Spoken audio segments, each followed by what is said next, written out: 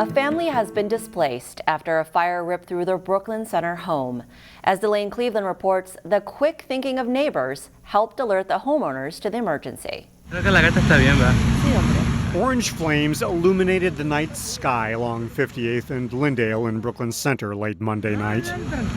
Tuesday morning, charred remains of a home and several vehicles, along with foam used by firefighters to extinguish the flames, are all that's left of what was a chaotic scene. It was a very confusing moment for everybody. We didn't know how it started. Christopher Kubius lives right next door to the home where the fire started. He was the first one to notice the flames. So the first thing I did was I went to knock on my dad's door because I kind of didn't know what to do.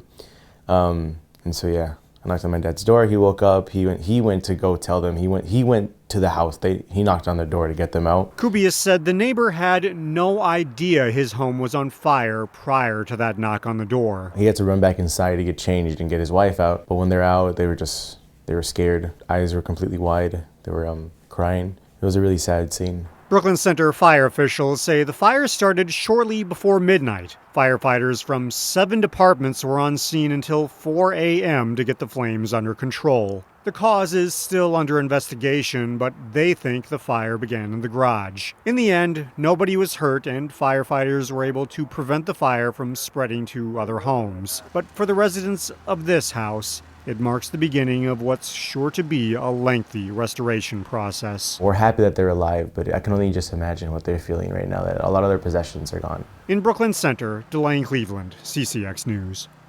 A shots fired case in Brooklyn Park led to a police chase and eventually 2 arrests. Officers responded to a report of shots fired into a home at about 1 p.m. Monday on the 7300 block of Unity Lane. As officers arrived, a vehicle drove off. It led to a short chase. Police were able to disable the vehicle with no injuries reported. According to jail records, 2 suspects, one age 18 and another 20 years old, were taken into custody.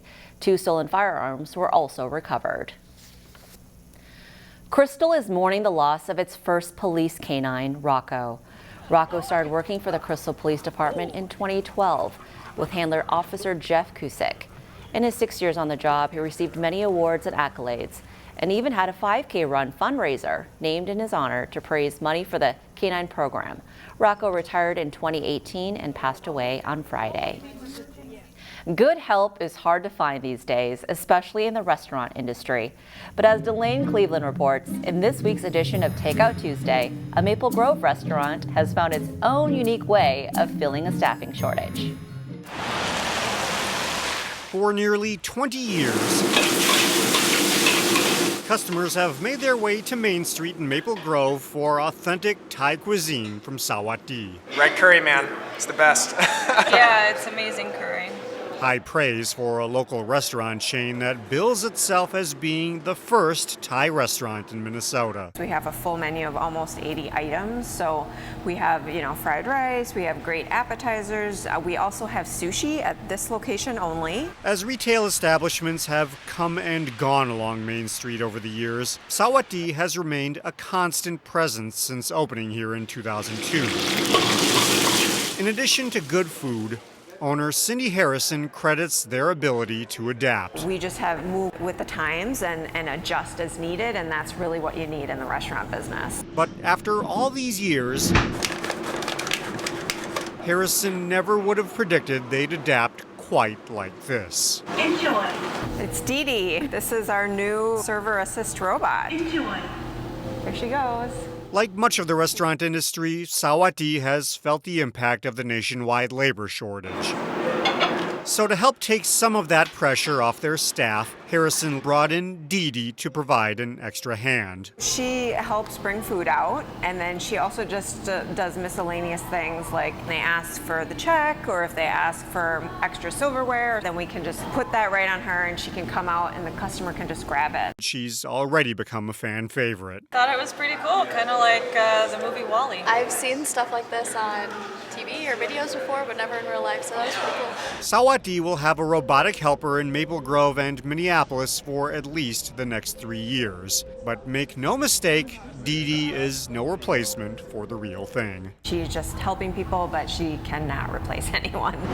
In Maple Grove, Delane Cleveland, CCX News. Maple Grove is brewing up something special for the little ghosts and goblins this weekend. We are working with local businesses in Maple Grove to have their own trunk at our event. They'll decorate their trunk, hand out candy or any promotional items. Kids will dress up in their costumes and do trick-or-treating from each business. Maple Grove will host a trunk or treat event at the community center parking lot on Saturday afternoon from 1 to 4. The event is free. Besides treats, there's big trucks, kids dance entertainment, and a guess the weight of the pumpkin contest. Plymouth, meanwhile, is also crafting some Halloween magic. We'll have a bunch of activities. Police and fire will have vehicles here that the kids can take a look at. We'll also have pumpkin bowling, pumpkin golf, bingo in the tennis court area, inflatables, Hotel Transylvania playing, trick-or-treat stations, and an apple launcher.